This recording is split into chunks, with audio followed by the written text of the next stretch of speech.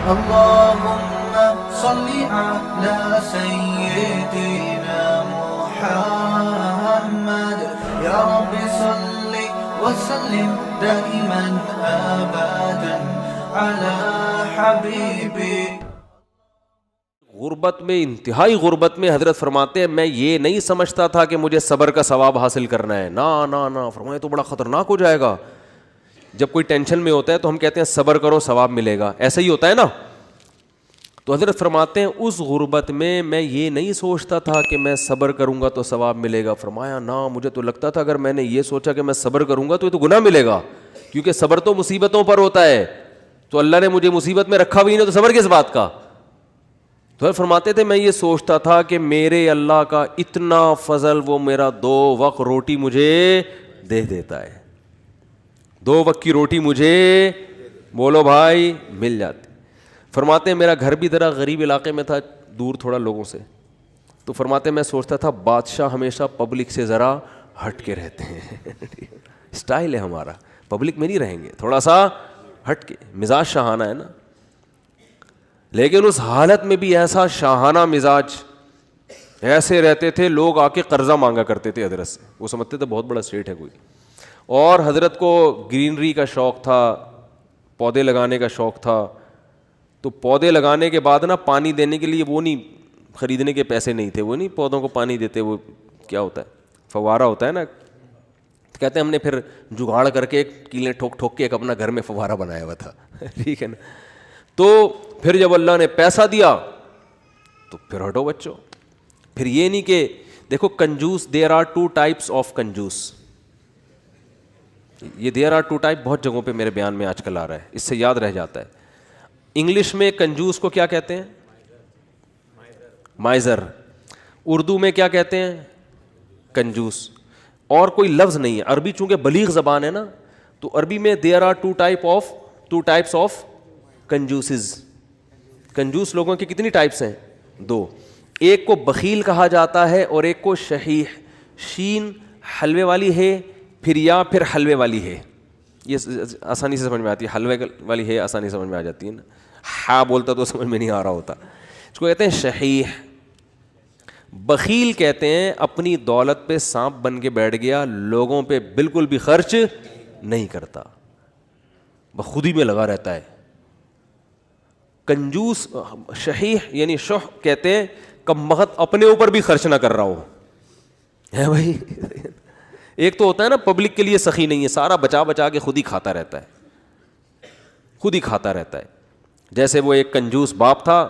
یہ قصے جو پہلے سے بیان سن رہے ہیں انہوں نے بہت دفعہ سن لیے ہوں گے، نئے نئے لوگ آتے ہیں تو سنانے میں کوئی حرج نہیں ہے. عرب میں نا باپ دادا کی شاعری پہ فخر کا رواج بہت زیادہ تھا. باپ دادا کی شاعری پہ فخر کہ میرے ابا ایسے، وہ کہتے ہیں میرے ابا ایسے. تو ایک شاعر نے اپنے باپ کی سخاوت شاعری میں بیان کی اور مقابلہ جیت گیا کہ میرے ابا ایسے سخی، میرے ابا ایسے سخی، کبھی دسترخوان نہیں لپیٹا گیا ان کا، اور دیگ ہمیشہ چولہوں پہ جلتی رہتی تھی، اور لوگوں کا تانتا ایسی شاعری کی ہے کہ مقابلہ جیت گیا بھائی. ایک دن ایک بندہ اس کے گھر میں ملنے کے لیے آیا تو دیکھا کہ اس کا جو ابا ہے نا، جس کی سخاوت بیان کر کے یہ مقابلہ جیتا تھا، اس ابا کو دیکھا کہ بکری کے تھن سے منہ لگا کے دودھ پی رہا ہے. ٹھیک. اس نے بولا یار یہ آپ کے ابا کیا کر رہے ہیں؟ اس نے کہا اصل میں ابا میرے جو ہے نا، یہ جب گلاس میں دودھ نکالیں گے تو دھار کی آواز سن کے بچے آ جائیں گے دودھ مانگنے. اپنے ہی بچے ابا کے، دوسرے بھائی ہیں ان کے. تو میرے ابا کو یہ پسند نہیں ہے کہ یہ دودھ بچے پئیں، اس لیے بچوں کو آواز نہ جائے تو ڈائریکٹ تھنوں سے دودھ لگا کے پئیں. کہہ رہے ہیں یہ وہ ابا ہیں جن کی سخاوت بیان کر کے میں نے مقابلہ جیتا ہے. لیکن یہ ابا بخیل تھا، شحیح نہیں تھا. اپنے اوپر تو خرچ کر رہا ہے نا کہ چلو بچوں پہ نہیں کھلا رہا، کم بخت خود ہی پی رہا ہے سارا دودھ. وہ دیسی گھی والا بھی سنانا پڑے گا یار، کیا کرے یار. وہ ایک کنجوس جلدی جلدی سناؤں گا جو کئی دفعہ لوگوں نے سنا وہ پھر بور ہو جاتے ہیں. ایک کنجوس دیسی گھی لے کر آیا، ڈبہ لے کر آیا تو بچوں سے کہا کہ اس کو کھولنا نہیں ہے، ڈبے سے لگا لگا کے کھاؤ نا، کیونکہ باہر بھی چکنائی ہوتی ہے نا. جب یہ ڈبہ بالکل چکنائی ختم ہو جائے گی نا پھر ڈبہ کھلے گا اندر سے. اسی دوران اس کا سفر ہوا تو اس نے اس خطرے سے کہ ڈبہ بچے کھول نہ لیں, الماری میں لاکر میں ڈبہ بند کر کے چلا گیا. 1 مہینے بعد آیا, بچوں سے پوچھا دیسی گھی تو نہیں, ڈبہ تو نہیں کھولا؟ نہیں ابا. پھر کیا کرتے تھے؟ ابو الماری سے روٹی لگا لگا کے کھاتے تھے. ایک تھپڑ مارا ان کو, کہہ رہے کم بخت کچھ دن گھی کے بغیر صبر نہیں کر سکتے. اٹ از کالڈ کنجوس. یہ صحیح نہیں ہے کیونکہ خود تو استعمال کرے گا نا, چپ چپ کے کھائے گا. تو وہ بھی جو بکری کے تھنوں سے منہ لگا کے دودھ پی رہا ہے کم از کم خود تو پی رہا ہے نا. اور کنجوس کی جو سپرلیٹو ڈگری ہے وہ یہ ہے کہ خود بھی نہ پیے کہ دودھ کم نہ ہو جائے. تھنوں میں دودھ جمع ہوتے دھونے دے رہا ہے یار کہیں کم نہ ہو جائے, پھر 2 قطرے نکالے کہیں سوکھ نہ جائے, بس اتنا. تو یہ آج معاشرے میں, پہلے تو ہم ان چیزوں کو لطیفہ اور مذاق سمجھتے تھے, لیکن جب آدمی چلتا پھرتا ہے نا, دیکھو ہم نے تو 8-10 سال علماء کے ساتھ گزارے, پبلک سے ہمارا ریلیشن ہی ختم ہو گیا تھا. جب مدرسوں میں گئے نا وہ سارے دوستیاں یاریاں چھوڑ گئی, بالکل ایک علماء صلحاء کے ساتھ بیٹھنا, ان کی سخاوتیں ہم نے اتنی دیکھی ہم حیران ہوتے تھے. جب پبلک میں دوبارہ جانا ہوا نا تو پھر ایک عجیب ماحول نظر آیا کہ یار یہ کیا ہو رہا ہے. تو ہم نے ایسے لوگ بھی دیکھے دوسروں پہ خرچ نہیں کرتے, اور ایسے بھی دیکھے جو اپنی جان پہ بھی خرچ کرنے کے لیے تیار نہیں ہے. بچاؤ بچاؤ بچاؤ بچاؤ. بھائی تو خرید لے گاڑی یار, کیا جا رہا ہے, اچھی گاڑی میں گھوم لے بھائی. تو اچھے لوگ بھی ملتے ہیں. ایک صاحب کا وزن ذرا زیادہ تھا, وہ گاڑی میں 2 سیٹیں بک کراتے تھے جب بھی بس میں جانا ہوتا نا. مجھے کہنے لگے یار میں تھوڑا سا بھاری ہوں تو مجھے چپک کے بیٹھنا پڑتا ہے, تو پچھلی آدھی سیٹ میں لے لیتا ہوں. ڈرائیور سے بولتا ہوں اس پہ 2-3 بندوں سے زیادہ نہیں بیٹھیں گے, میں ڈبل ٹکٹ دیا ہے. مجھے اچھا لگا. انہوں نے کہا یار سہولت کے لیے انسان پیسے کماتا ہے تو سفر تو تمیز سے گزر جائے نا. تو پیسے خرچ کرنا سیکھو اللہ کے بندو. جو کام پیسوں سے ہو سکتا ہے وہ خود نہیں کرو, ٹھیک ہے نا. جو اللہ نے اگر دیا ہے پیسہ خود کچھ اور کر لو, پھر ٹائم بچاؤ اپنا. تو میری عادت پتہ ہے کیا ہے, میرے پاس اگر پیسے ہوتے ہیں تو میں اپنا ٹائم کو بچانے کی بڑی فکر کرتا ہوں. ابھی گاڑی پنچر تھی, پنچر بھی نہیں ہوا کم تھی, تو میں نے کسی سے کہا یار تو ڈلوا کے لے آ. میرے دل میں سوچا اس کو زیادہ پیسے دے دوں گا میں, جتنا ان کے بنتے ہیں تھوڑے سے کیا ہو جائیں گے, کہ یہ کام بھی انہیں سے لے لو یار, اپنا ٹائم میں کسی اور چیز میں لگا لو, ٹھیک ہے نا. اگر ہیں اللہ نے دی ہیں, بعض دفعہ ہوتے ہیں بعض دفعہ نہیں بھی ہوتے ہیں. آدمی خود ہی دھکا لگا کے بائک کو گھسیٹ کے لے جا رہا ہوتا ہے تو وہ بھی ٹھیک ہے. تو جب ہوں تو الگ حکم ہے, جس دن جیب میں نہیں ہے تو پھر الگ حکم ہے. تو کیا بات چل رہی تھی, ہاں, تو ہمارے حضرت کے پاس جب پیسہ آیا تو پھر حضرت شو روم میں گئے, فرمایا گاڑی چاہیے. انہوں نے کہا کون سی گاڑی ہے؟ فرمایا گاڑی دکھاؤ, گاڑی جس کو کیا کہہ سکتے ہو, لوگ بولیں کہ یہ کیا ہے, لوگوں میں فخر کے لیے نہیں, اپنے سکون کے لیے. تو پھر حضرت نے کویت کے شہزادے سے گاڑی خریدی تھی معذرت کے ساتھ. کس سے گاڑی خریدی؟ اپنا گھر نہیں بنایا, اس لیے کہ فرمایا کہ میری عمر اب 65 سال ہو گئی, اپنا ذاتی گھر کا کیا کرنا ہے میں نے. بچے اسٹیبل ہیں, ان کو لیے بھی کوئی پراپرٹی بنانے کی ضرورت نہیں, سب اچھا ان کی جاب بھی ہو گئی تھی بچوں کی, مدینہ یونیورسٹی چلے گئے تھے, تو ضرورت ہی نہیں ہے. انہوں نے کہا کوئی ضرورت ہی نہیں ہے گھر بار بنانے کی, تو گاڑی خریدو اچھی, گاڑی کی استعمال میں آ رہی ہے. لیکن ہمارے یہاں 65 سال میں پیسہ آئے تو سب سے پہلے ٹینشن کیا ہوگی, یار آج تک ذاتی گھر نصیب نہیں ہوا, کیا ہونا چاہیے اب؟ ابے اب تو پیسہ آیا ہے, 10-15 سال رہ گئے, کھا لو یار بیٹھ کے, اچھا کھا لو. ساری ٹینشن لے کے بحریہ ٹاؤن میں مکان کی فکر میں لگا دے گا وہ. یعنی پیسہ آنے کے بعد ٹینشن ختم ہونے کے بجائے بڑھ جاتی ہے ٹینشن. تو پھر آخر میں جب بہت اللہ نے پیسہ دے دیا تو پھر حضرت نے اپنی اہلیہ کے لیے ایک فلیٹ خرید لیا تھا کہ میرے انتقال کے بعد ان کے لیے پاس کوئی کیا ہو ٹھکانہ. خود نہیں شفٹ ہوئے اس میں کہ میں جب انتقال ہو جائے گا تو یہ یہاں رہ لیں گی. اللہ نے اتنا دے دیا, انہوں نے کہا چلو ایک فلیٹ ان کے لیے لے لیتے ہیں, دنیا سے جانے کے بعد ان کے پاس کیا ہوگا, ایک ٹھکانہ ہو جائے گا.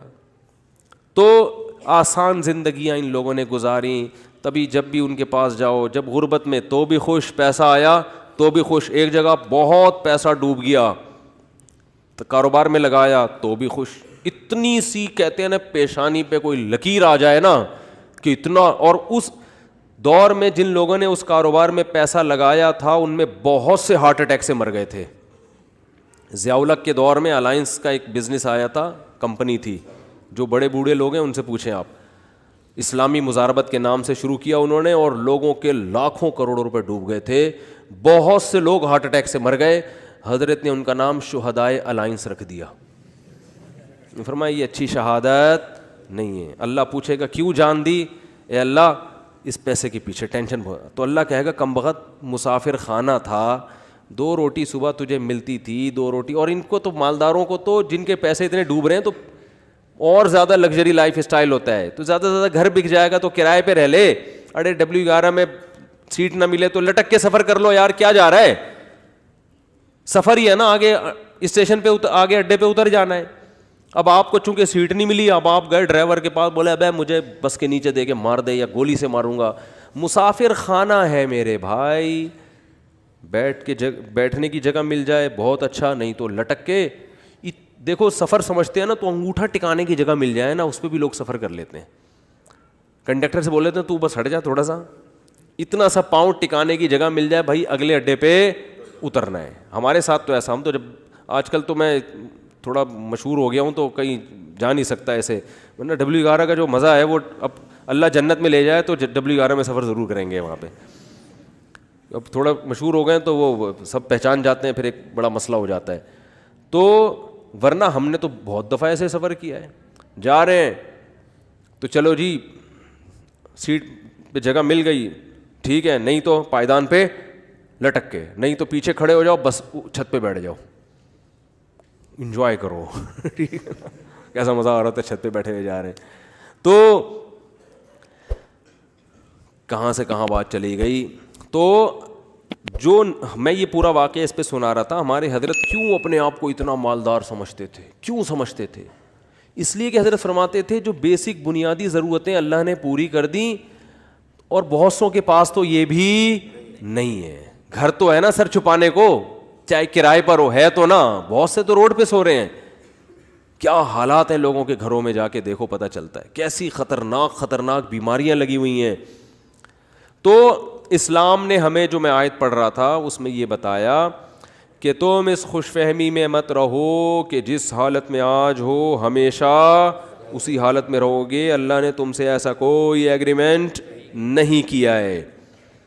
تو اب کرنا کیا ہے؟ عمل کو فوکس کرنا ہے, عمل.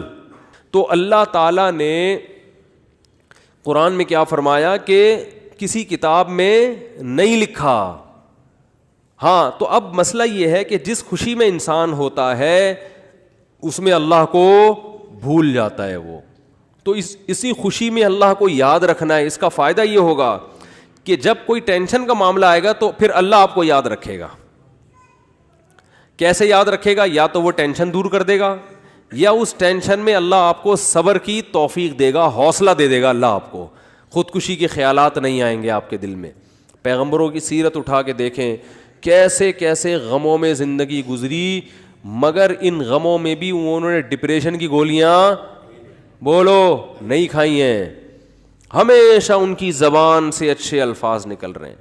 اعلم من اللہ ما لا تعلمون, میں اللہ کے بارے میں وہ کچھ جانتا ہوں جو تم نہیں جانتے. یعقوب علیہ السلام کہہ رہے ہیں. ایوب علیہ السلام نے بیماری میں ایسا صبر کر کے دکھایا, اللہ فرماتے ہیں نعم العبد, کیا خوب بندہ تھا, کیا کتنے خوش قسمت کہ اللہ آخری کتاب میں آیتیں نازل کر رہا ہے کہ ایوب کیا خوب بندہ تھا, کیا خوب بندہ تھا. دیکھو ایوب علیہ السلام بیماریوں میں, اگر بیماریوں میں زندگی نہ گزری ہوتی تو اتنے خوبصورت الفاظ ان کے لیے آخری کتاب میں نازل ہوتے. فرض کر لو صحت میں زندگی گزر گئی ہوتی تو گزر تو گئی نا, ختم. اب بیماری میں گزری ہو یا صحت میں, جو چیز جو پاسٹ بن گیا وہ اچھا ہو برا ہو, اب اس سے انسان کو کوئی سروکار نہیں ہوتا, جو گزر گئی ختم. تو صحت میں زندگی گزرتی اتنا انعام نہ ملتا. اللہ فرماتے ہیں نعم العبد, کیا خوب بندہ تھا. اور اللہ نے ایوب علیہ السلام کی زوجہ کی بھی تعریف کی بہت زیادہ. ایوب علیہ السلام جب بہت شدید بیمار تھے نا, تو عام طور پر کیا ہوتا ہے, بیگم صاحبہ خدمت کرتی ہے, میرے میاں کیا ہو گئے, بیمار ہو گئے, کوئی بات نہیں, 1 دن خدمت 2 دن خدمت, اس کے بعد کہے گی بھائی جان چھڑاؤ, میری کیا ہو گئی ہے, بولو نا, شادی ہو گئی ہے. آج کل مارکیٹ میں جو میرا بیان خواتین سن رہی ہیں ان کے علاوہ کی بات کر رہا ہوں, ان کے ساتھ یہی مسئلہ ہو رہا ہے کہ میاں بے روزگار ہو گیا, بیمار ہو گیا, تو اب بھائی جب شریک حیات کا مطلب کیا ہوتا ہے, زندگی بھر آپ کے ساتھ شریک. نکاح میں اور زنا میں تو یہی فرق ہے نا بنیادی. شریک حیات کا مطلب یہ ہے کہ آپ خوشی اور غم میں آپ کے ساتھ, آپ بھی اس کے ساتھ. دیکھو شادی سے پہلے کوئی فالٹ سامنے آ گیا, نہیں کرو شادی, آپ کو اختیار ہے. جو فالٹ شادی کے بعد پیدا ہو رہا ہے وہ تو پھر آپ کی قسمت ہے نا. ارے عورت کی شادی ہوئی میاں سے, اگلے دن ایکسیڈنٹ ہوا, لنگڑا ہو گیا, تو اب ہو گیا, وہ قسمت ہے, برداشت کرو, کیا خیال ہے, ٹھیک ہے نا. آپ یار سمجھ میں نہیں آ رہی بات. دیکھو ایک آدمی نے نکاح کا پیغام بھیجا, پہلے سے پاؤں سے معذور تھا, تو عورت لڑکی والوں نے اس بیس پہ ریجیکٹ کر دیا. ان کا حق ہے, کر سکتے ہیں, لیکن بالکل صحیح فٹ فاٹ رخصتی بھی ہو گئی. اگلے دن خوشی میں بائک میلیاں لگاتا ہوا جا رہا ہے کہ میری شادی ہو گئی اور رخصتی بھی ہو گئی. ہو سکتا ہے گرے, ٹانگ کی ہڈی ٹوٹ گئی. اب یہ تھوڑی کہ عورت کھلا لے کے بھاگ جائے کہ میری تو لنگڑے سے شادی ہوئی ہے. شادی ہو کے لنگڑا ہوا ہے, لنگڑے سے شادی نہیں ہوئی. اس طرح آپ کی شادی ہوئی, پہلے سے پتہ چلا بیگم کے ساتھ یہ مسائل ہیں, نہ کرو شادی بھیا. آپ کس نے کہا ہے؟ صحیح تھی, نکاح کے بعد بیماری ہو گئی, ٹھیک ہے نا, کوئی مسئلہ کھڑا ہو گیا, تو اب عزت دار آدمی اس بیس پہ ڈیورس نہیں دیتا, بلکہ دعائیں کراتا ہے. مولوی صاحب میری زوجہ کے لیے دعا کریں, اللہ صحت عطا فرمائے. اولاد نہیں ہو رہی, دعا کریں اللہ صحت عطا فرمائے, ٹھیک ہے نا.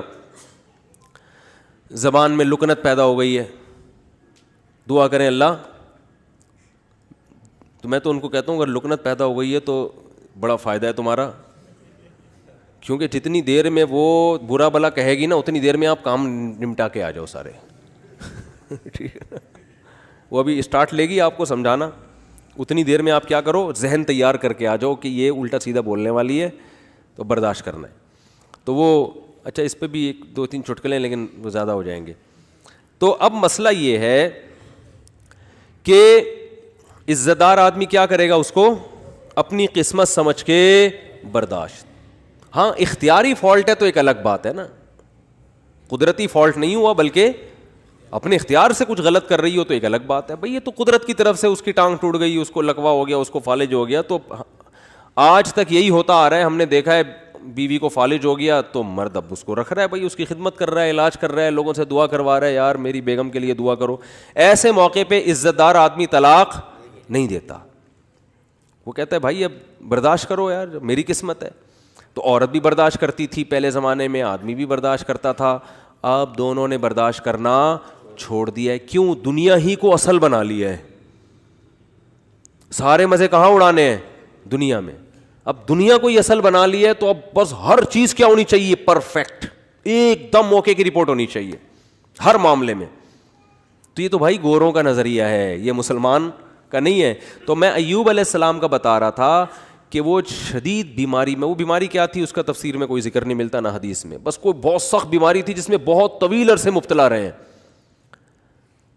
تو اللہ نے ان کی زوجہ کی بھی کا بھی خیال کیا. ان کی زوجہ نے اپنے میاں کی کئی سال خدمت کی ہے, کئی سال خدمت کی ہے.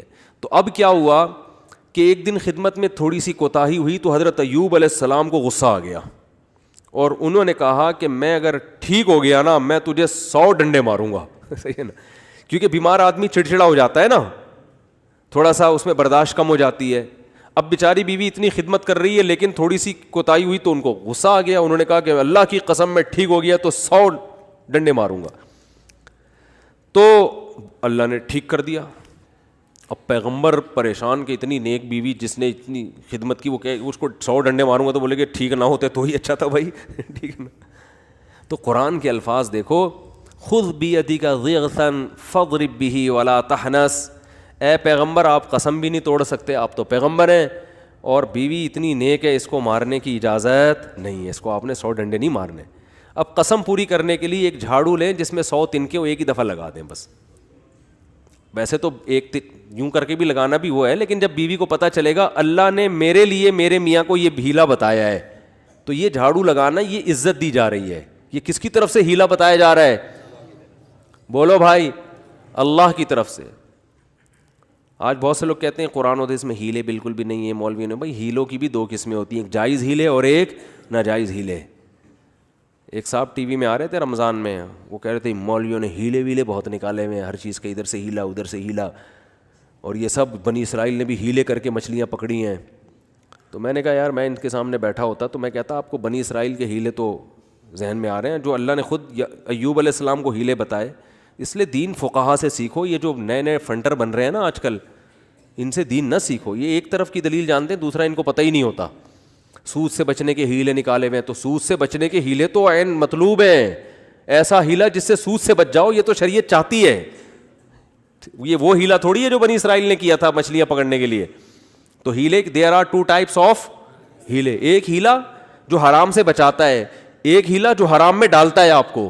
دونوں میں فرق ہے. سود سے بچنے کے لیے جو ہیلے کیے جاتے ہیں وہ سود سے بچنے کے لیے جاتے ہیں, چونکہ سود حرام ہے تو سود سے بچنے کے لیے کا مطلب حرام سے بچنے کے لیے. اور ایک ہیلا وہ ہوتا ہے جو حرام میں آپ کو مبتلا کر دیتا ہے. تو بیوی کو مارنا کوئی اچھا کام تو نہیں ہے نا اسلام میں.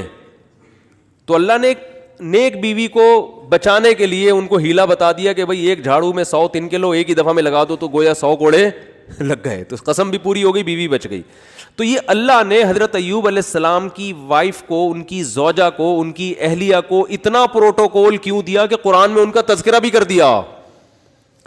یہ شوہر کی خدمت کی وجہ سے, شوہر کے ساتھ وفا کی وجہ سے. یاد رکھو آج عورتیں اپنے شوہر کی طرف سے جن آزمائشوں میں ہیں, جو قدرتی آزمائشیں, جو قدرت کی طرف, بے روزگاری اللہ کی طرف سے ہو جاتی ہے نا. بھائی میاں کا روزگار چھوٹ گیا, یہ تو اللہ ہے جس کو چاہتا ہے رزق کشادہ دیتا ہے, جس کی چاہتا ہے روزی بند کر دیتا ہے. وہ بیچارہ اپنی طرف سے محنت کر رہا ہے لیکن بے روزگار ہو گیا, نئی کاروبار حرکت میں آ رہا, تو یہ اللہ کی طرف سے ہے. خود سے نالائق ہو تو ایک الگ بات ہے.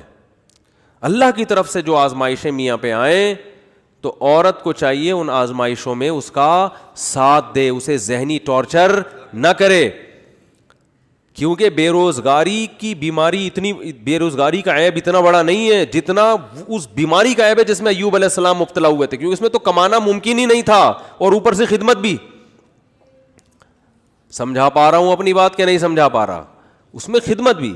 تو وفا کرنی چاہیے, وفا. اور یہ جب تک آخرت سامنے نہیں ہوگی ان میں سے کوئی بھی کام نہیں ہو سکتا. ہمارے محلے میں ایک صاحب گزرے, ان کا انتقال ہو گیا, اللہ ان کی مغفرت فرمائے. ان کی زوجہ 15-20 سال بیمار رہی ہیں کسی سخت قسم کی نفسیاتی بیماری میں. اس بندے نے 15-20 سال اپنی زوجہ کی دن رات خدمت کی ہے. وہ بیوی نہ بیچاری کھانا پکانے کے قابل, نہ برتن دھونے کے قابل ایسی بیماری میں. تو یہی اس کے لیے کھانا بھی پکا رہا ہے.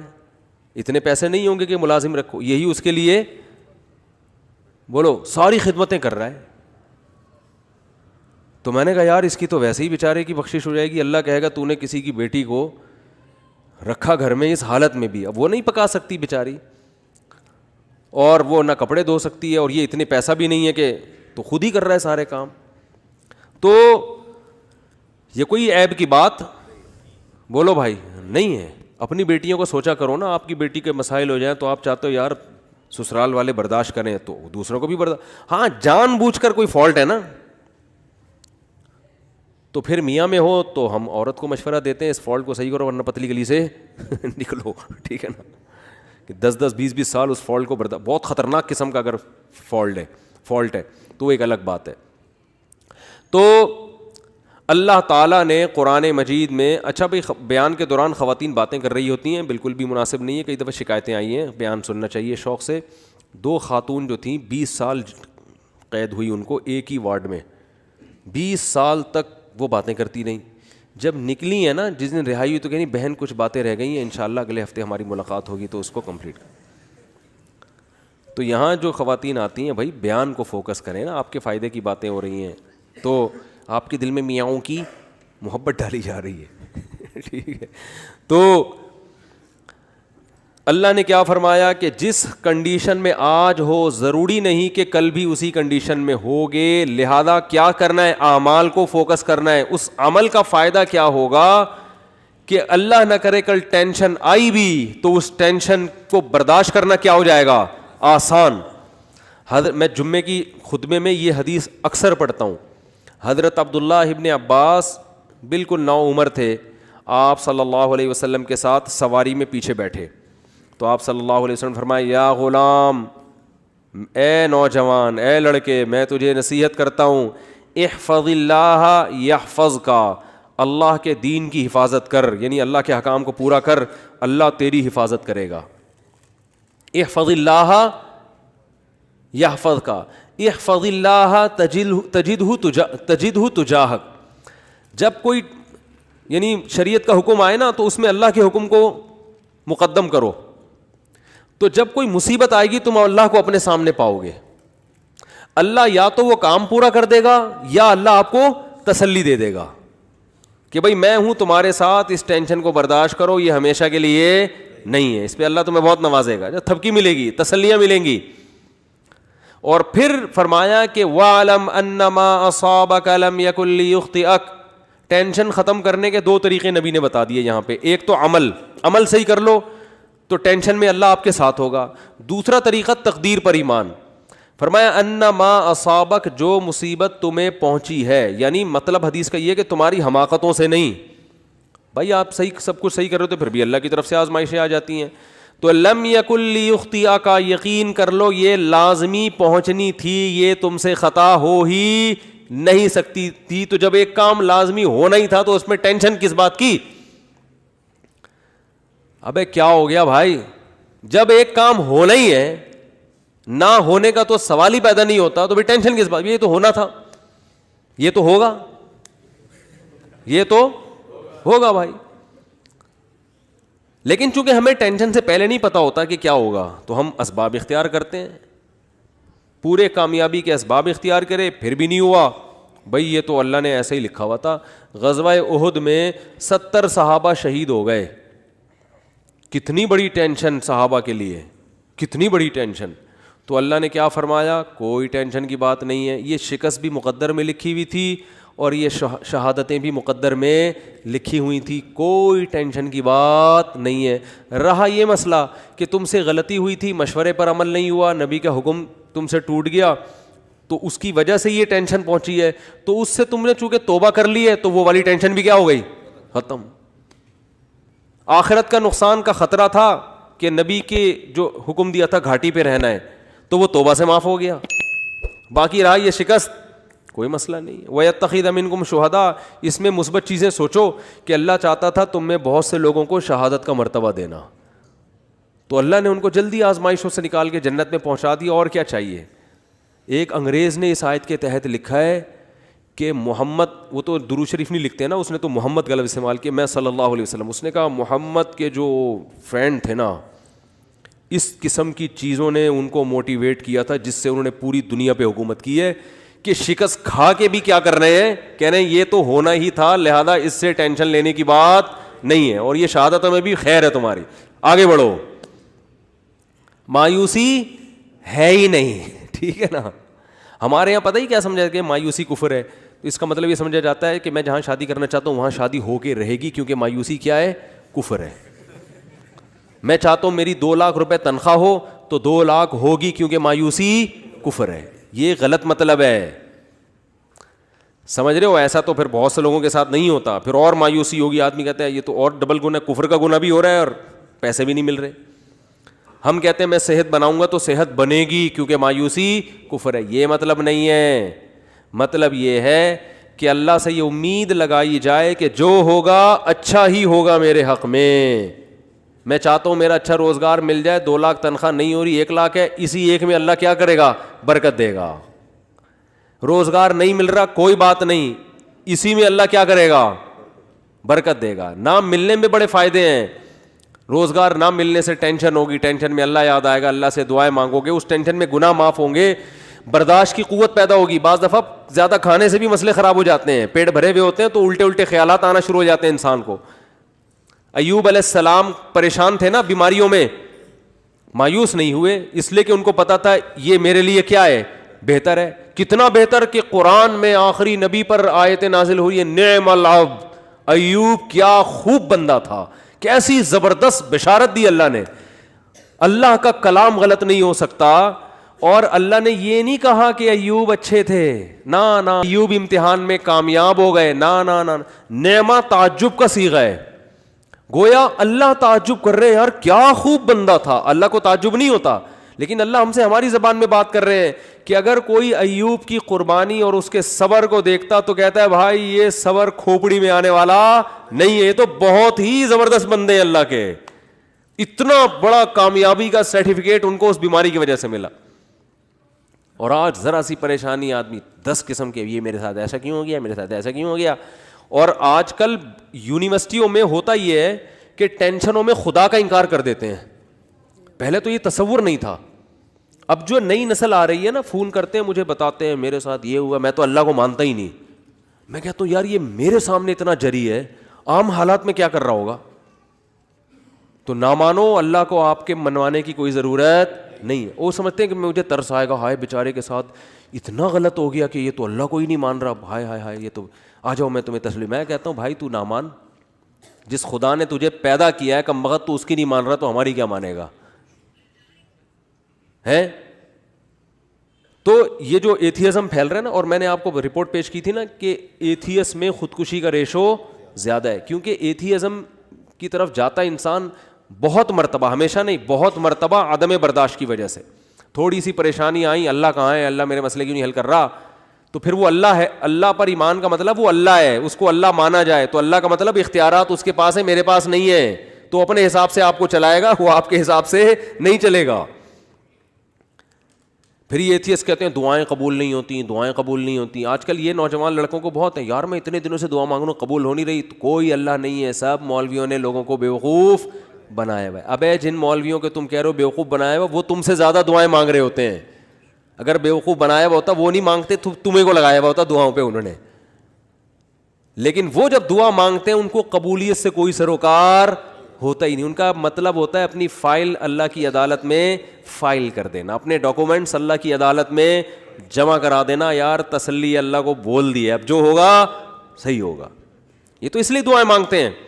یعقوب علیہ السلام ساری زندگی دعائیں مانگتے رہے، اللہ اولاد ملا دے، اولاد ملا دے، اولاد سے میری ملاقات کرا دے، میرے بچے کو محفوظ فرما لے، ہے نا، دعائیں مانگتے رہے، دعائیں مانگتے رہے، آنسر کیا آیا، دوسرا بچہ بھی گم گیا۔ یہی ہوا نا، بنیامین جو دوسرا بیٹا تھا وہ بھی بھائیوں نے یہ کہا کہ وہ بھی، تو اب کیا کہہ رہے ہیں، فصبر جمیل، صبر کروں گا اور صبر میں بھی جمال پیدا کروں گا۔ جمال کا مطلب خوبصورت صبر ہوگا۔ علماء کہتے ہیں صبر کی دیر آر 2 ٹائپس آف صبر۔ ایک صبر یہ ہوتا ہے کہ آدمی واویلا تو نہیں کرے، نافرمانی تو نہیں کرے، لیکن ٹینشن سے منہ سے اور یوں ہی بنا رہے ہیں، کیا ہے نہیں ہو، بس منہ سے نکل نہیں رہے الفاظ ہیں کہ ٹھیک ہے صبر کریں گے، کیا کریں، مقدر میں یہی لکھا ہوتا، ایسا ہوتا ہے نا۔ جیسے آپ بولیں کہ یار ماشاءاللہ آپ کیا گھر میں حالات کیسے، صحیح چل رہے ہیں، بس کیا کریں، دنیا مسافر خانہ ہے، مفتی صاحب سے بیان میں سنا تھا، بس کیا ہے، ٹھیک ہے اللہ ہے بھائی، ٹھیک ہے، جب اس کا حکم ہوگا تو سن لے گا ہماری بھی دعا۔ اس کو کیا کہتے ہیں، اونلی صبر۔ اس کو کیا کہتے ہیں، اونلی صبر۔ چلو گناہ نہیں کر رہا کم بخت، اللہ کا انکار نہیں کر رہا، کوئی حرام کام نہیں کر رہا، اور ایک ہوتا ہے صبر جمیل، ایسا صبر کے ہٹو بچو ہو جائے جیسے ایوب علیہ السلام نے کیا۔ وہ صبر یہ ہوتا ہے کہ ذرہ برابر اپنے ایٹیٹیوڈ سے اور اپنی زبان سے شکایت نہ جھلک رہی ہو۔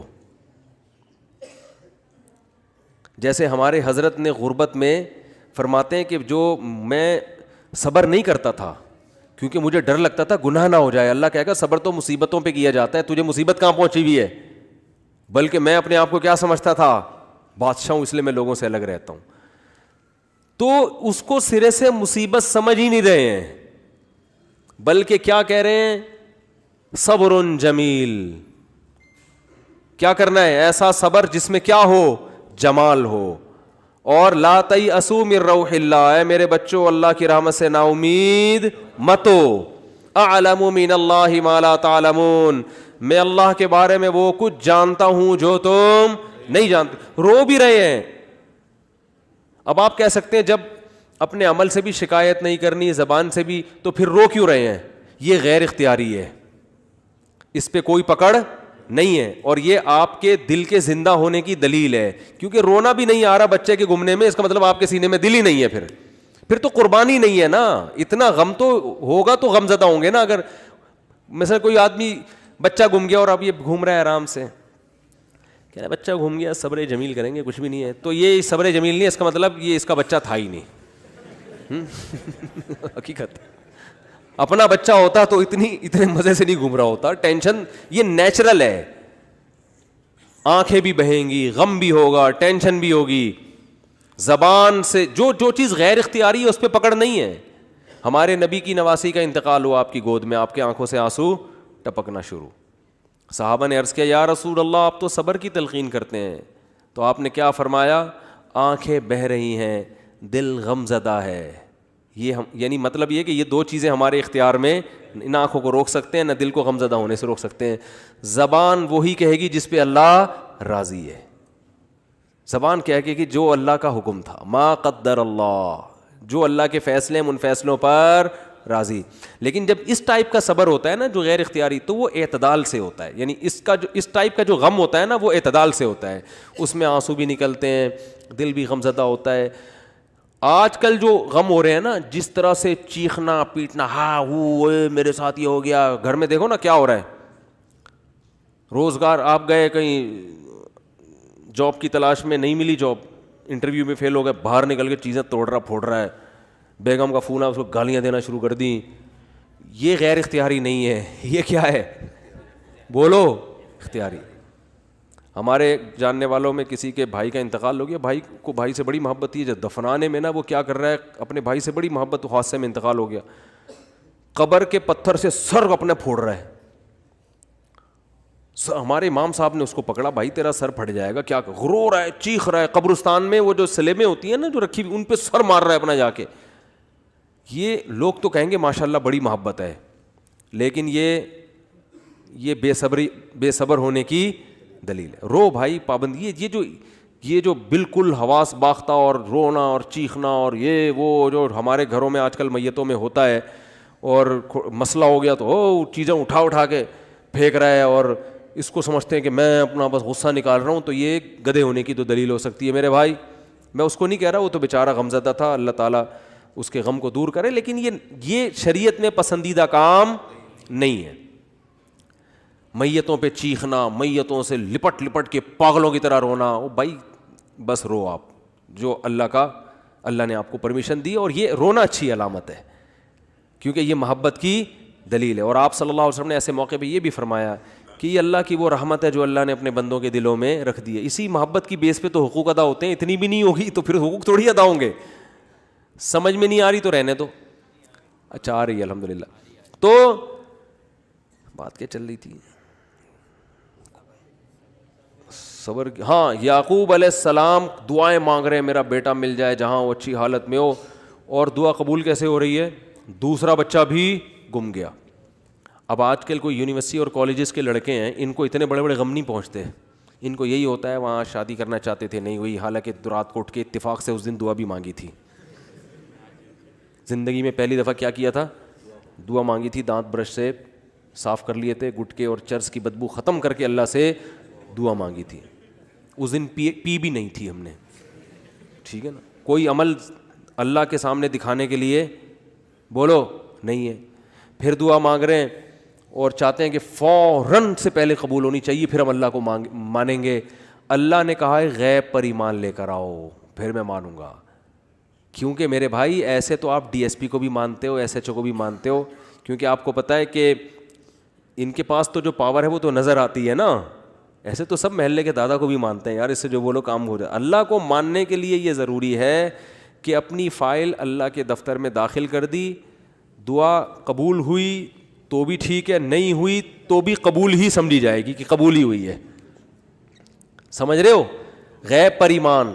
تو یعقوب علیہ السلام دعائیں مانگتے مانگتے مانگتے قبولیت کا کیا طریقہ ہوا, دوسرا بچہ بھی گم گیا. پھر بھی کیا کہہ رہے ہیں, انما اشکو بثی وحزنی الی اللہ, میں اپنا غم صرف اللہ سے بیان کرتا ہوں. یہ عبدیت ہے. دیکھو اتنا فنٹر بننا کہ اللہ کے سامنے بھی غم نہ بیان کرے, یہ صبر نہیں ہے, یہ فنٹر گیری کی کیا ہے, اگر کوئی غم ہے تو اللہ کے سامنے بیان کرے بھکاری بن کے. اللہ کو عبدیت پسند ہے.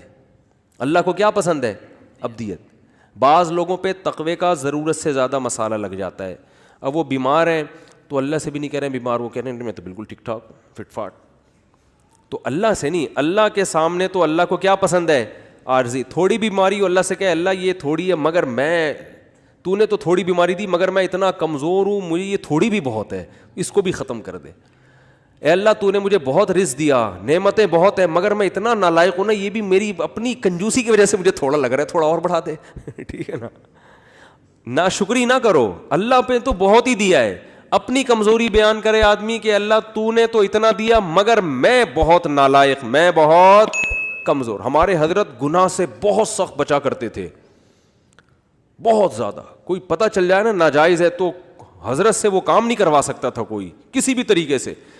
ناجائز تو کیا نامناسب کام بھی نہیں کروا سکتا تھا. ہمارے حضرت کا یہ مشہور تھا کہ کوئی کام جائز ہے مگر نامناسب ہے, علماء پہ سوٹ نہیں کرتا, وہ یہ ایک شریف آدمی پہ سوٹ نہیں کرتا, کچھ بھی کر لو حضرت نہیں کرتے تھے.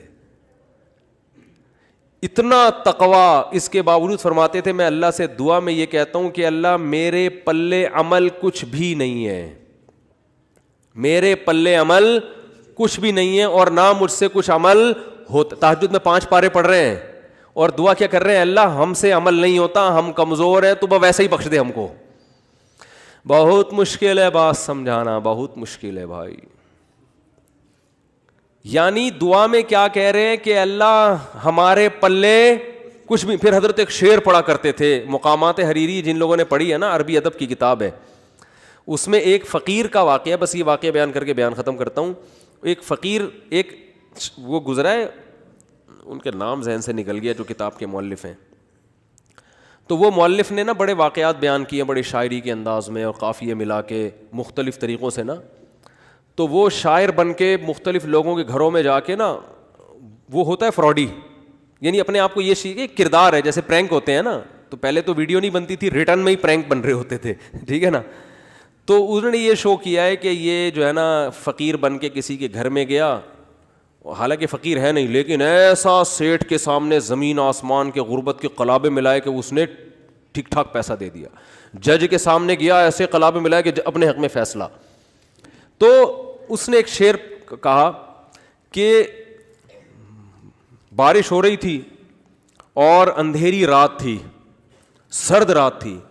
یہ فقیر بن کے کسی سیٹھ کے چوکھٹ پہ گیا, دروازے پر دروازہ بجایا. سیٹھ نے جب دروازہ کھولا تو اس کی زبان سے شعر کیا نکلا, قد دفع اللیل الذی فہرا الی ذراکم شعثا مغبرا. کیا خاندانی شعر ہے, یہ تو عربی میں ہی سمجھ میں آئے گا.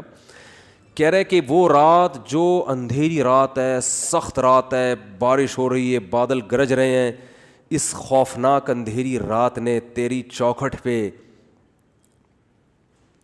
ایک ایسے شخص کو لا کے پھینک دیا ہے جو بالکل بے یار و مددگار ہے, غبار آلود بال اور پھٹے ہوئے کپڑے. شعیسا غبار آلود, مغبرہ غبار آلود, شعیسا بکھرے ہوئے بال, یعنی بالکل قسمہ پرسی کی حالت میں اس اندھیری رات نے ایک شخص کو تیری چوکھٹ پہ لا کے ڈال دیا ہے. تو سیٹھ کو تو جوش آئے گا نا, یار یہ رات کو میں ہی ملا تھا تیرے یہاں ڈالنے کے لیے, تو پیسے دے گا کہ نہیں دے گا. شاعری میں بڑی جان ہوتی ہے نا. قد دفع اللیل الذی, ورنہ رات کے اندھیرے میں کون کسی کے گھر پہ جاتا ہے, اور ایسی رات جو ٹھنڈی بھی ہو, برسات بھی ہو رہی ہو, اولے برس رہے ہوں اور جناب گھٹائیں آئی ہوئی ہوں, ایسی رات میں اگر کوئی کسی کی چوکھٹ پہ جا رہا ہے اس کا مطلب واقعی وہ ضرورت مند ہے. تو کہہ رہے اندھیری رات نے تیری چوکھٹ پہ ایک ایسے آدمی کو لا کے ڈال دیے جس کے پاس بال بنانے کا کے اسباب بھی نہیں ہیں, غم کو صاف کرنے کے وسائل بھی نہیں ہیں. تو ہمارے حضرت یہ شعر فرماتے, میں تہجد میں پڑھتا ہوں جب اللہ کے سامنے کھڑا ہوتا ہوں نا, کہ اللہ اس اندھیری رات نے ایک ایسے شخص کو تیری چوکھٹ پہ لا کے ڈال دیا ہے جو عمل کے لحاظ سے بالکل زیرو ہے. پراگندہ بال کا مطلب عملی لحاظ سے غریب ترین, کچھ بھی عمل اپنے اعمال میں, وہ تو مال ظاہری لے رہے ہیں نا, یہ کیا مراد لے رہے ہیں, عمل مراد لے رہے ہیں. عمل کے لحاظ سے پراگندہ ہوں, میرے پلے کچھ بھی نہیں ہے سوائے تیری رحمت کی بھیک مانگنے کے لیے آیا ہوں. تو سب کو اہل اللہ سب کچھ کر کے بھی ایسی تواضع اللہ کے سامنے کہ اللہ ہمارے پلے کچھ بھی نہیں ہے, اور پھر فرماتے تھے میں سست ہوں, مجھ سے کچھ بھی نہیں ہوتا. حضرت ایک مثال بھی دیا کرتے تھے کہ والدین کا جو بچہ سست ہوتا ہے نا, اپاہج ہوتا ہے, تو والدین اس کا خیال زیادہ کرتے ہیں. تو فرماتے تھے میں اللہ سے کہتا ہوں ہم تو اپاہج ہیں, ہمارے اندر تو عمل کی صلاحیت اپنی بدعمالیوں کی وجہ سے عمل کی صلاحیت ہی ختم ہو گئی ہے, تو ہمارا زیادہ خیال کر. تو اللہ کو یہ ابدیت پسند ہے, عمل کر کے بھی اپنے آپ کو زیرو سمجھنا. اور یہ جو آج کل یونیورسٹیوں میں ایتھیزم پھیل رہا ہے, اللہ کا انکار پھیل رہا ہے, اللہ کے لیے ککھ بھی قربانی انہوں نے کبھی نہیں دی ہوتی. ان سے کہو ایک فلم دیکھنا چھوڑ دو اللہ کے لیے نہ, یہ جو دیکھنے کا دل کر رہا ہے نا عورت کو, آج نظر جھکا لو, ایک عمل میں کچھ بھی نہیں. اور جب ٹینشنیں آتی ہیں تو کس کا انکار کرتے ہیں؟ اللہ کا. یار اللہ کو تو ہم تو مانگتے ہیں, اللہ دیتا ہی نہیں ہے, اللہ کو تو ہمارا خیال ہی نہیں ہے. جو عمل کر رہے ہیں اللہ انہیں کچھ بھی نہیں دے رہا, ٹھیک ہے نا, پھر بھی کہہ رہے ہیں اللہ کیا کر رہا ہے, بہت دے رہا ہے. اور جو عمل نہیں کرتے سب کچھ دے رہا ہے اللہ ان کو. کبھی کچھ آزمائش آئے تو اس آزمائش کو پکڑ کے بیٹھ کے بولتے ہیں اللہ کو ہمارا خیال بولو نہیں ہے. یہ درندگی پھیلتی ہے خدا کے انکار سے. تو اب میں وہ بتاتا ہوں کہ وہ جب ان کو دعائیں قبول بھی نہیں ہو رہی تو مانگ کیوں رہے ہوتے ہیں وہ. جب اہل اللہ کی دعائیں قبول ہی نہیں ہو رہی تو سوال پیدا ہوتا ہے پھر مانگ کیوں رہے ہیں. حضرت یعقوب علیہ السلام کو چاہیے تھا نا 1-2 سال تک بچہ مانگتے نہیں ملتا تو کہتے چھوڑو یار کوئی اور کام کرو, اللہ تو دیتا ہے ہی نہیں. ہونا چاہیے تھا نا ایسا. وجہ اس کی یہ ہے کہ نبی صلی اللہ علیہ وسلم نے فرمایا کہ انسان جب دعا مانگتا ہے نا تو اللہ اس کی دعا قبول کرتا ہے, ہر دعا. فرمایا لیکن ایک وقت آتا ہے جب انسان کہتا ہے کہ اللہ میں مانگ مانگ کے تھک گیا مگر تو دعا قبول نہیں کرتا. جب یہ لفظ کہتا ہے تو پھر اللہ قبول کرنا چھوڑ دیتا ہے. اچھا یہ لفظ کہتا کیوں ہے؟ اس لیے کہتا ہے نا کہ اس کو قبول ہوتی بھی نظر نہیں آتی. تو اللہ کے نبی نے فرمایا کہ جو نظر نہیں آ رہی نا قبول ہوتی بھی وہ ساری ہو رہی ہوتی ہیں, لیکن جب دل میں یہ خیالات آنا شروع ہو گئے اب قبول ہونا بند. تو اللہ قبول کر رہا ہے لیکن وہ اپنے حساب سے کر رہا ہے. وہ یعقوب علیہ السلام کے بیٹے کو چھڑوا کے اور پھر دوسرا بھائی بھی چھڑوا کے وہ آپ کو آزما رہا ہے کہ ابھی بھی مانگتے ہو کہ نہیں مانگتے. جب اللہ نے دیکھا آزمائش میں کامیاب تو اللہ نے بادشاہ بنا کے ملایا, ٹھیک ہے نا. ان ربی لطیف لما یشاء, تبھی تو حضرت یوسف نے کہا میرا رب بہت باریک بین ہے, بڑی لطافت سے بڑے خفیہ طریقوں سے کامیابی کے ناکامی کے نقشوں میں کامیابی کے راستے پیدا کرتا ہے. دنیا تو مسافر خانہ ہے بھائی, تو ٹینشن میں بھی سب کچھ صحیح ہو جائے گا آپ کا. اور آپ دعا مانگ رہے ہیں اللہ یہ والا کام میرا ہو جائے, نہیں ہو رہا, یہ والا کام میرا ہو جائے. ہمارے حضرت فرمایا کرتے تھے اہل اللہ کو تو اس سے غرض ہی نہیں ہوتی کہ قبول ہو بھی رہی کہ نہیں ہو رہی. وہ تو کہتے ہیں بس اللہ کے سامنے ہاتھ اٹھانے کی توفیق مل رہی ہے, دعائیں مانگنے کی مل رہی ہے, بس سیٹ ہے, بس یہی ہے, یہ ہمیں یہی چاہیے. باقی اللہ تیری مرضی, تو دے نہ دے, کیونکہ اصل تو کیا ہے آخرت ہے, وہاں تو ہم سے خوش ہو جائے گا, بس یہی کافی. تو فرماتے ہیں ان کے ہاں تو دعا خود مطلوب ہے. اس کی مثال دے کے بیان ختم کرتا ہوں. دیکھو آپ کو کسی سے عشق ہو گیا, آپ کو کسی سے کیا ہو گیا, خدا نخواستہ عشق ہو گیا. آپ بات کا بہانہ تلاش کرتے ہو کہ نہیں کرتے؟ شرما رہے ہیں. چلو میں کہتا ہوں اگر ہو گیا, ابھی تو میں نے سب کو لپیٹ دیا تھا نا, تو ابھی کوئی بھی یوں نہیں کر رہا, یوں کوئی بھی نہیں کر رہا, سب بیٹھے ہوئے کہ پکڑے جائیں گے. تو اگر کسی کو عشق ہو جائے تو محبوبہ سے بات چیت کا بہانہ تلاش کرتا ہے کہ نہیں کرتا؟ تو اس بہانے میں بعض دفعہ یہ ہوتا ہے کہ یار کوئی بات ہو تو میں کروں بھی نا, ورنہ اگلا بولے گا بلا وجہ. تو آپ پھر کوئی ریکویسٹ کر دیتے ہیں کہ وہ دیکھیے وہ میں نے آپ کو اصل میں کال کی تھی, وہ آپ کے والد صاحب اس میں ایک پولیس آفیسر ہیں, تو میرے بھائی کا تھوڑا سا کام اٹکا ہوا ہے, وہ اگر ہو جائے تو کتنا اچھا ہوگا, کہتے ہیں نا. تو اصل میں یہ مقصد ہی نہیں ہوتا کہ بھائی کا کام اٹکا ہوا ہے وہ ہو جائے, یار کسی بہانے کو بات تو ہو. ٹھیک ہے, کیا خیال ہے؟ اور لڑکی کو عشق ہو جائے اس کا بھی یہی حال ہوتا ہے, میں وہ بات کرے, کوئی بات ہونی چاہیے. اب اس کو پتا ہے کہ سامنے والا فضول بات نہیں کرتا, تو وہ پھر بات میں کیا کرے گی, وہ کوئی کام لگا دے گی. ایک مسئلہ پوچھنا ہے آپ سے, میرے سے عشق ہوتا نہیں ہے, ایک مثال دے رہا ہوں. اگر کسی مولانا سے آج کل عشق مارکیٹ میں کیا ہے, شارٹ ہے, مولانا سے نہیں ہوتا کہیں. لیکن اگر ہو جائے تو مولانا سے مسئلہ پوچھے گی, مسئلے کا جو جواب ملے گا اس کی طرف توجہ نہیں ہوگی. ابے جو بھی جواب ہے جائز ہے ناجائز ہے بھاڑ میں جائے. دوسرا مسئلہ, تیسرا مسئلہ, ایسا ہوگا کہ نہیں ہوگا؟ ڈاکٹر سے علاج کرائے گی, کسی ڈاکٹر سے عشق ہو گیا تو نہ کوئی نزلہ ہے نہ زکام ہے کھانسی, ویسے جا کے مشورے لینا شروع کر دیتی ہیں کہ ڈاکٹر صاحب اگر زکام ہو جائے سردیوں میں تو اینٹی الرجی کون سی زیادہ صحت کے لیے مناسب ہے؟ ڈاکٹر کہے گا ریجکس کھا لو, اس میں تو نیند ہوتی ہے. ڈاکٹر یہ سمجھ رہا ہوتا ہے شاید اس کو معلومات چاہیے. او بھائی ان کو معلومات نہیں چاہیے, ان کو آپ سے بات کرنے کا بہانہ چاہیے. ریجکس گئی تو بالکل اہل اللہ کی یہی حالت اللہ کے ساتھ ہوتی ہے. اللہ دعا قبول کر نہ کر وہ تیرا مسئلہ ہے. ہم مانگیں گے تو اس لیے تاکہ قبول ہو جائے, تو ہم تو بندے ہیں. لیکن ایک بہت بڑا مسئلہ یہ ہے کہ ہم تو تجھ سے بات کرنا چاہتے ہیں. جب تجھ سے ہم بھیک مانگتے ہیں کہ یہ مسئلہ حل کر دے, یہ مسئلہ حل کر دے, ہمیں مزہ بہت آتا ہے اس میں. ہمارا رابطہ کس سے ہو جاتا ہے؟ اللہ سے. اور مزہ اس لیے آ رہا ہوتا ہے کہ ہمیں پتہ ہے اللہ کو مزہ آ رہا ہے, اللہ خوش ہو رہا ہے کہ میرے سے بھیک مانگتا ہے یہ, تو بس یہی بہت یہ ہو گیا بس, صحیح ہے نا. اب وہ قبول ہو جائے ٹھیک ہے, نہیں ہے تو بھی ٹھیک. تو جب تک میرے بھائی اس اسٹیج پہ نہیں پہنچتے نا, مزے کی زندگی نہیں ہوگی. مزے کی زندگی اسی میں اللہ کی عدالت میں مقدمہ دائر کر دیا, اللہ یہ کہا. ہاں ایسا نہ ہو کہ اب اللہ سے یہ کہنا شروع کر دیں کہ اللہ قبول کر, تیری مرضی قبول نہیں کر, تیری مرضی, ہم تو ویسے ہی مانگ رہے ہیں. حدیث میں آتا ہے ایسا نہیں. جب اللہ تو کرے گا وہی جو اللہ چاہے گا. آپ نے غلام بن کے مانگنا ہے کہ اللہ قبول کر دے, یہ چیز مجھے چاہیے تو دے دے, ٹھیک ہے نا.